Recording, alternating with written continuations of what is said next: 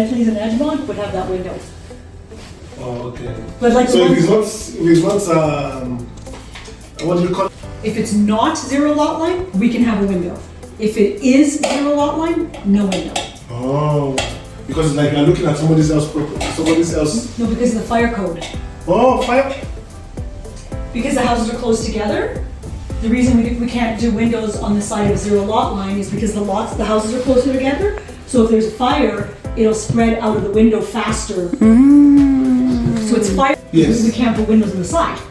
Yes. So that's why the bedrooms are always back or to the front. At this point, I was just so tired, guys. We've been driving almost for 2-3 hours, going from one house to another. So when I say, if you are ready to buy a house, you need to be prepared. So if you are coming from back home, you'll find out that things are very different from here.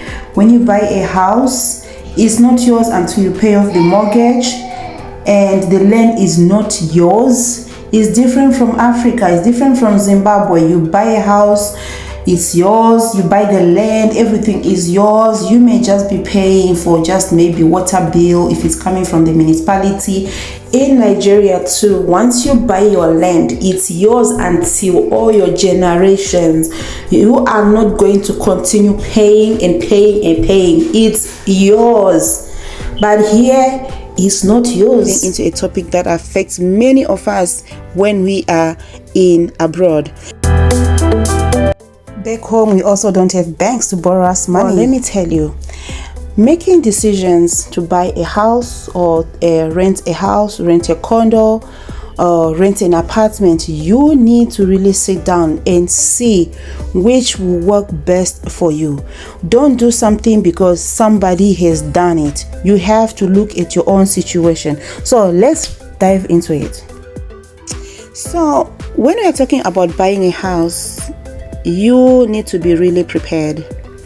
You need to have money to get a house. Though it's going to be a mortgage, but from the beginning you have a certain amount that you need to pay.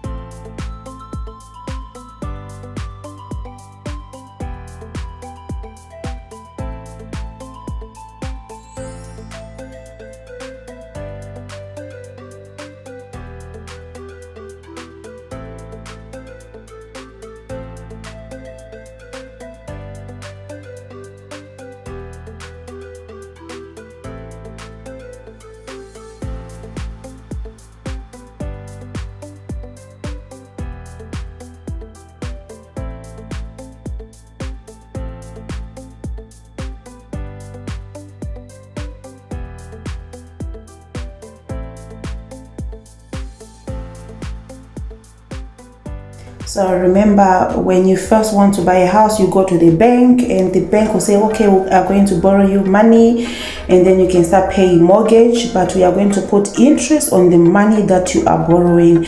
So that interest is what you'll be paying for from the very... When you decide that, okay, you know what, I want to leave, I want to sell it, it's easier for you to sell your house and you can make money on top of it. Or even if you don't make money out of it, and some people, they lose depending on fluctuation, like, you know, property values can fluctuate, which means maybe your investment might not always appreciate.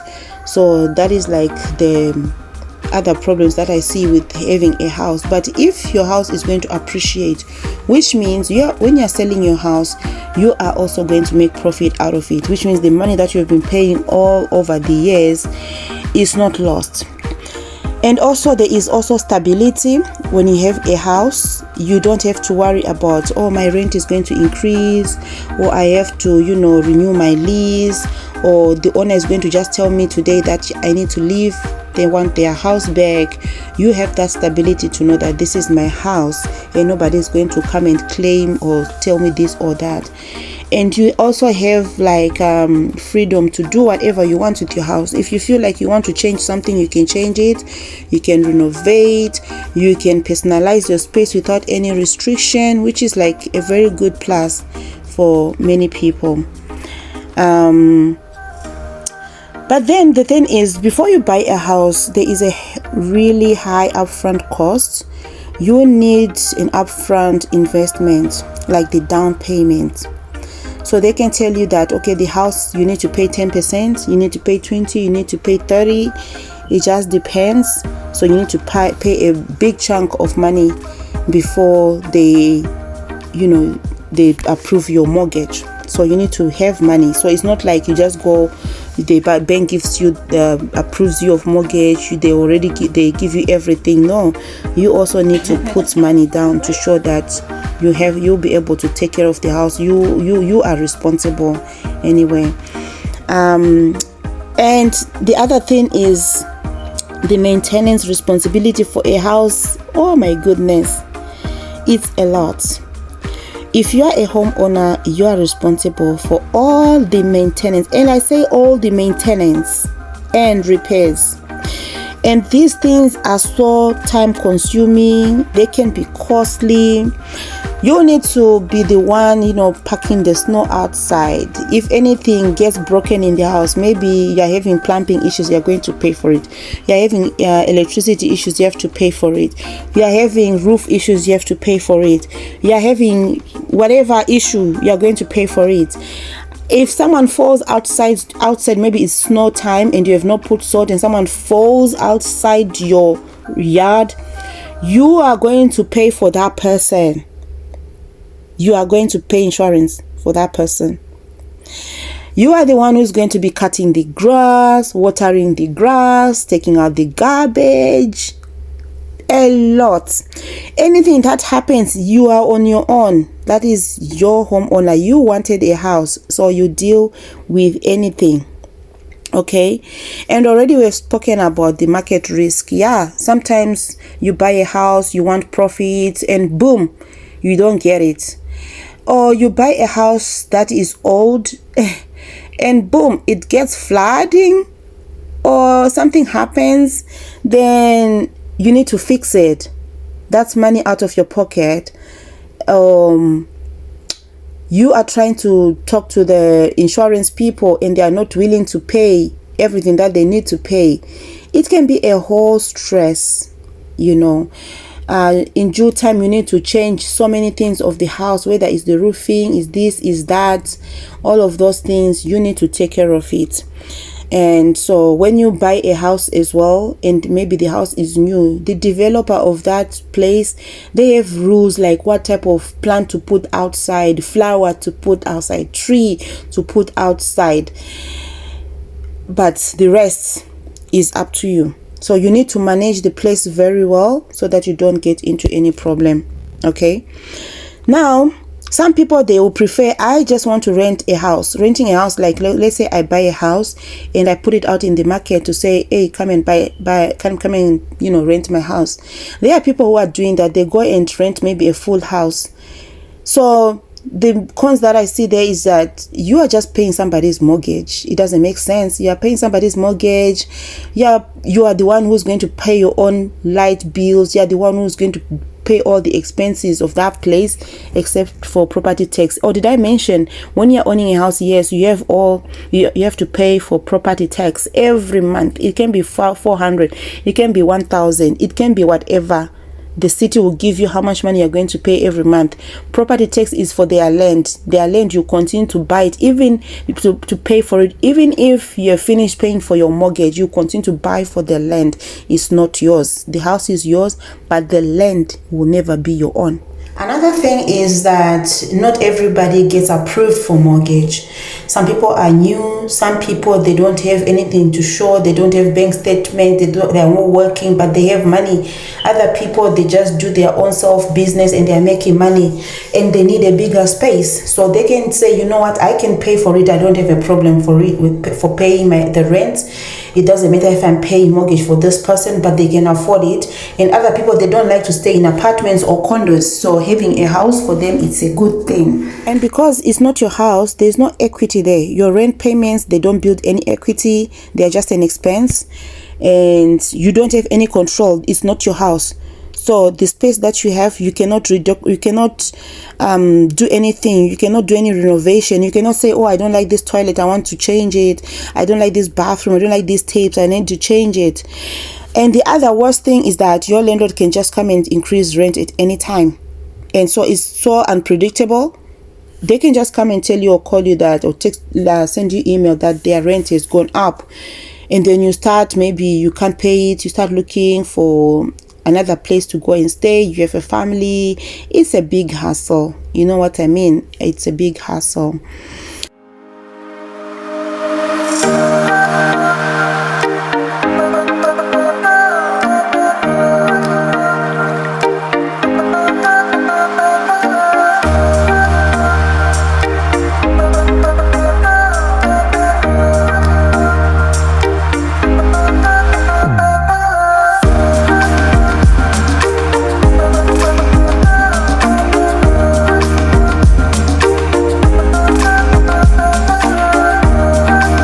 Now, the next thing we are going to talk about is renting an apartment. You know, for some people, there's a really big variety of making a decision because there's so much to choose from. It depends with your pocket, how much you can afford now. Or some complexes, they have amenities like gyms, like pools, like common areas, like different spices they put and they increase your rent, or it's very, very upgraded. So there are people who just feel comfortable. And why is because there are people who just don't like to stay in one place for a long time, or they move around with work along, or they work from home and they're making a whole lot of money, so they are moving from one place to another. So it's easy for them to just rent a space. They pay because they are making the money. They don't mind. The other good thing about having an apartment or renting an apartment is you don't need to worry about parking snow, shoveling snow outside, taking out garbage. You don't need to worry about cleaning, about landscaping. You don't need to worry about that. And some apartments, they actually include your utilities inside.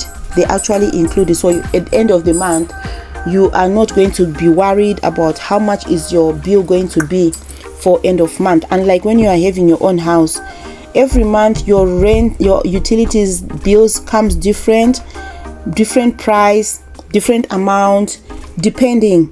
Let's say in summer, because it's not cold, your electricity may be lower, but if it's in winter, your electricity can reach up to 500. If it's in summer, your electricity bill can reach maybe 100 and something, less than 200. But if it's winter, it's going to shoot like times 2. Okay, so that's another downside of even owning a home, because every month your bills are different and they come in different prices. And the worst part is the distributors for electricity, they put their own mark there as well. I don't know, like some owners who owns utilities companies, probably they are owning a debt somewhere. They'll come and put it on your head for you to pay for it. But then, so when you are renting an apartment, you don't need to worry about some of these things, because if they tell you your utility bill is going to be this much, so every month, that is what you're going to pay. And they can tell you, okay, your parking is maybe $50. Do you want underground parking? You want top parking? Maybe underground parking is $100. And so some people will sit down and start thinking, which one is best for me, right? So obviously renting an apartment for some people is best for them. But for people, again, if you want to have more family, or you are having family over from Africa, they are visiting you, some people will decide, I just want a house so that people will be comfortable, because all these apartments, they also have rules and regulations, like how many, they want to know how many are you in your family, how many kids, what are the genders of the kids. Okay, for this type of a family, maybe you are 5, you need a 2 or you need a 3-bedroom apartment. So it also comes into place, because they will actually ask all those questions. And the other thing about having an apartment now, the cons is that you have less space than a house. Maybe you don't have a place outside where you can plant your garden, or you can do this, or you can put your car in the garage that you say this is your space, you have to share. So it's really different. And you may have like neighbors who are very noisy. You can hear, like, there are people who are noisy. You can hear some people upstairs or maybe upstairs. You can have a crazy people staying up there and you not have peace. Then you start looking for somewhere, or you start complaining. So it just depends which apartment you go to. So just imagine that you get an apartment in the downtown area where people are like, so, they love life, which means you are going to be like, the noise is going to be so much for you. I've heard people complain about all those things, but it's just anybody's choice. Anybody can just make a choice and decide what they want. And then the rules and regulations as well. For apartments, it has rules. What can you do with the apartment? You cannot renovate. You cannot change anything. What is there is there. And if you decide you want to change the painting, you want to do decoration, whatsoever, by the time you want to leave that place, they will tell you, leave our place the way it was. Otherwise, the money that you have paid for deposit, because some apartment they'll ask you to pay maybe 1 month in advance or a deposit. Yes, they will not give you your money back. They will not give you. When you are there, you don't break anything, you don't mess up place. Otherwise, they'll come and check. Oh, you messed up here, you are not getting your money back. That's it. So I've seen some people also, they are interested in condos. Condos are like more posh, I think, than apartments. Though I don't know if it's like, I can call it posh, but they are different in a way that with a condo, it can be your own apartment, but you'll be paying monthly condo fees on top of that, your rent. So for some people, they are already paying for it as their own, and some people, they're just renting a condo. So they have condo fees every month, and that condo fees can be a lot. It can be up to 1,000, and they'll be saying they use it for this, for that, for this, for that. Like, there's just so much things that you need to understand when it comes to all these things. And it has also rules and regulations, what you can do and what you cannot do. And it's also very small. You find that condos, they are small, you don't have enough space. And if you have kids, you cannot stay in a condo, and they cannot even give you a space in a condo if you have kids. Like I said, here in Canada, they will count you people, how many are you, and when they see how many you are, how many are your kids, what are the genders of your kids cannot stay in one room like boys and girls. You cannot say, oh, you know what, we are going to manage this sitting room, we'll turn it into our bedroom, in the night we'll come, like we do in Africa. Yeah, I'll just bring my kids in the dining area, they will sleep here. They don't do that. They count bedrooms. So it's something to think about as well. So everybody's situation is different, everybody's lifestyle is different, everybody's financial goals is different. You need to just weigh your factors carefully before you make a decision. Don't forget that before you buy a house, they want to see your money that you are getting paid from work, your pay slip, to see how much are you getting. Are you really employed? And you are working there, you are a permanent worker, they give you this job, you're not like you're on probation, because the bank, they want to protect their property. Like, okay, you know what, you can be able to pay our money. If you can't pay your mortgage, they're going to take it back. And which means that whatever, if you've been paying your house for 5 years and the rest you can't pay, all the money that you've been paying before is gone. Okay, it's gone. So you need to be careful. Don't buy a house because of pressure, peer pressure, or because everybody is buying a house.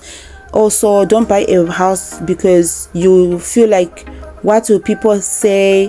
What will people think if I don't have a house? People will start talking that, oh, you've been here for this so many years, so and so you've bought a house, why are you not buying a house? Don't buy a house because of pressure. Look at your financial goals. Look and ask yourself, do you really need it? And then if you need it, yes, of course, why not? Why not? So having a house is a really good thing. Having an apartment as well is a really good thing. If I had to choose, I have my own. Oh, the other thing I forgot, when you buy a house, try and get a house that has a basement that you can rent out. Some people, they have basements and they can rent it out as a rental property, or they can use it for Airbnb. So you can help yourself with your rent or with your mortgage if your house has a basement that you can rent out, and you can use it for something. Okay, it will go a long way. When you're buying a house, don't just buy a house with a basement. Ask, does it have a walkout basement or a side door? And when you are working with a realtor, the realtor ask you what you need. So you have to tell them from the beginning that I need a house with a basement that I can rent out. And so when you go around looking for a house, it can be tough. Deciding on which house is very tough because there are so many factors as well. You may find a house which is really beautiful, but it's in a wrong neighborhood. Maybe the schools, if you have kids, are far, or the amenities are far, and you don't want to deal with the struggle of waking up, not taking your kids to school, dropping them. There's no bus for school, there are no shops, there's nothing. You have to think about all of that. So you don't just say, oh, this house is beautiful, but yeah, it's beautiful, but what about the amenities, all of those things? Or maybe if you can see the house is beautiful, but they are showing that they are working on amenities. There'll be a school nearby, there'll be this nearby, and it's a good neighborhood, then yeah, why not? So I hope I have enlightened you a bit, guys. I'm not working with real estate or working in an agency, but I just do my research. And so if you have any more questions, you just drop them in the comments. If you found value in this today video, please, if you can just share with other people as well, and so they can put it into good use. You never know. So thank you guys for watching. See you in my next video. Bye.